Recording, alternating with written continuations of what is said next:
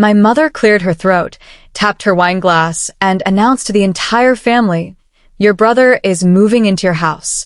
She didn't ask. She didn't check if I had room. She spoke with the absolute authority of someone who believed my life belonged to her. Across the table, my golden child brother smirked, taking a sip of beer like he'd just won a prize he didn't work for. My lawyer nearly dropped his fork when he heard about it, begging me to put up a fight, call the police, or file an emergency injunction.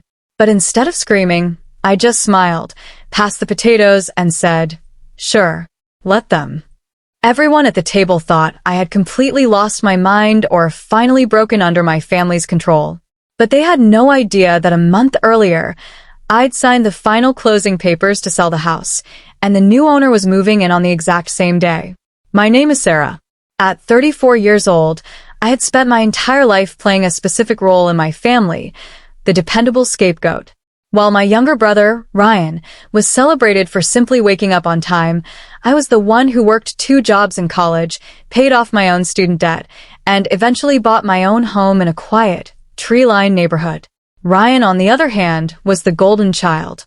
He was 31, perpetually unemployed or pursuing entrepreneurial dreams funded by our parents, and completely accustomed to having every single one of his mistakes cleaned up by everyone else.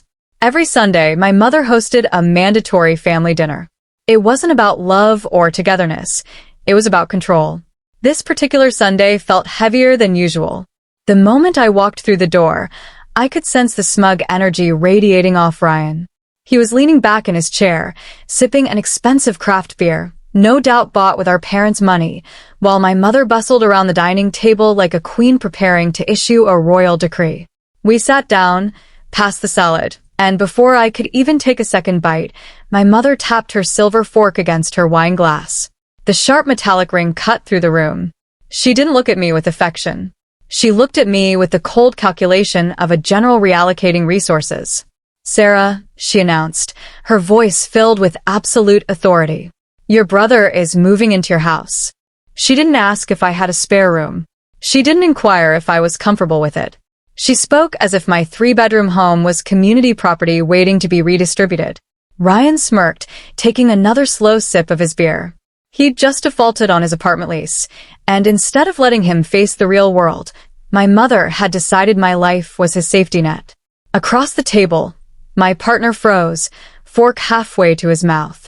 My mind raced, but instead of the usual burst of rage or the desperate attempt to plead my case, a strange sense of calm washed over me. I looked at my mother's demanding gaze, then at Ryan's triumphant smile. I took a slow sip of my water, passed the bowl of mashed potatoes across the table, and replied with a smooth, pleasant smile, "Sure, let them." The moment I said those 3 words, the atmosphere in the dining room shifted. My mother stared at me, her eyes narrowing as if trying to detect a hidden trick. Ryan's smug smile flickered for a fraction of a second, completely caught off guard by my lack of resistance. They had prepared for a massive fight. They had lined up all their usual arguments about family loyalty, blood ties, and how I was the successful one who owed it to my struggling brother to help him out. By agreeing instantly, I had stripped them of their leverage.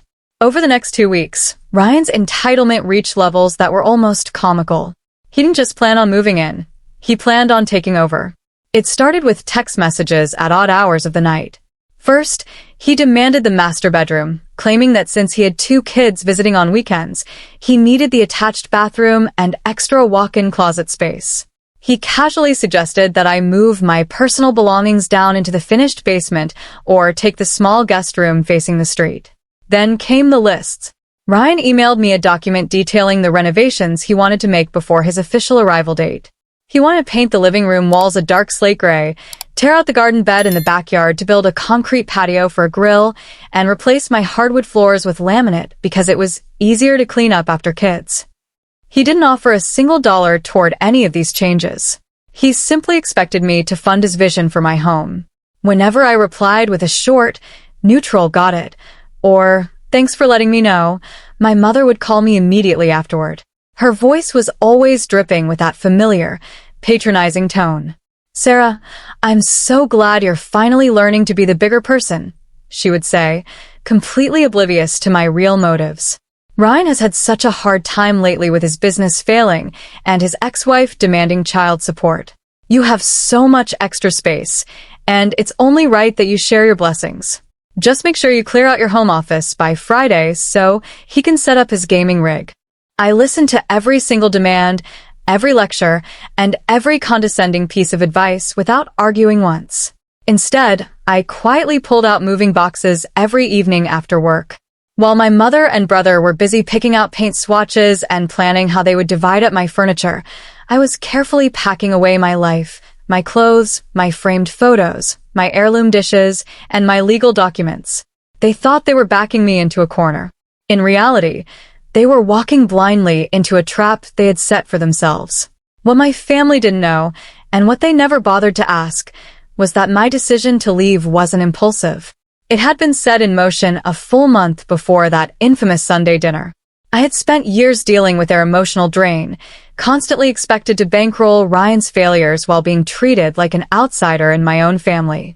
The realization hit me on a rainy Tuesday evening in my kitchen. As long as I owned a physical house in the same town as them, I would never truly be free. So, I picked up my phone and called a real estate agent.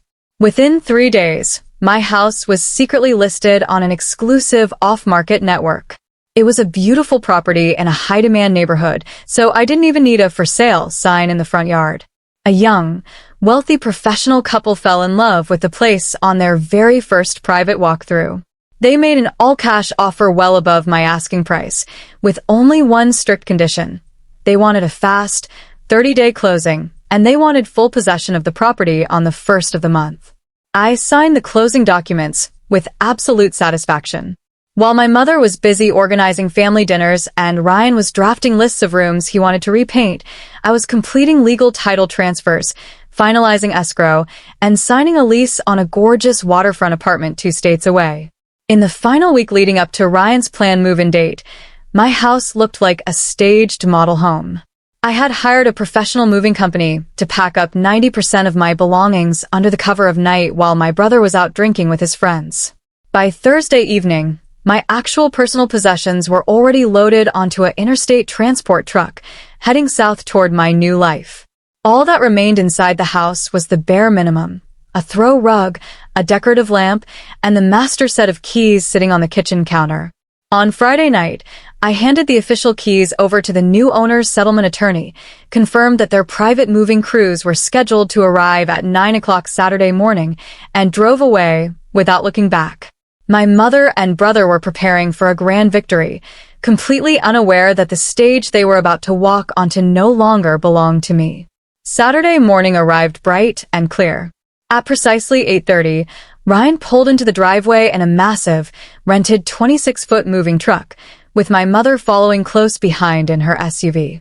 From my hotel room 3 states away, I watched the entire event unfold through the live feed of my doorbell camera, a small parting gift I hadn't yet uninstalled. Ryan hopped out of the cab, practically strutting up the walkway with a box of his personal belongings in hand. My mother stood on the front lawn, directing imaginary traffic and pointing toward the front door, like she owned the place.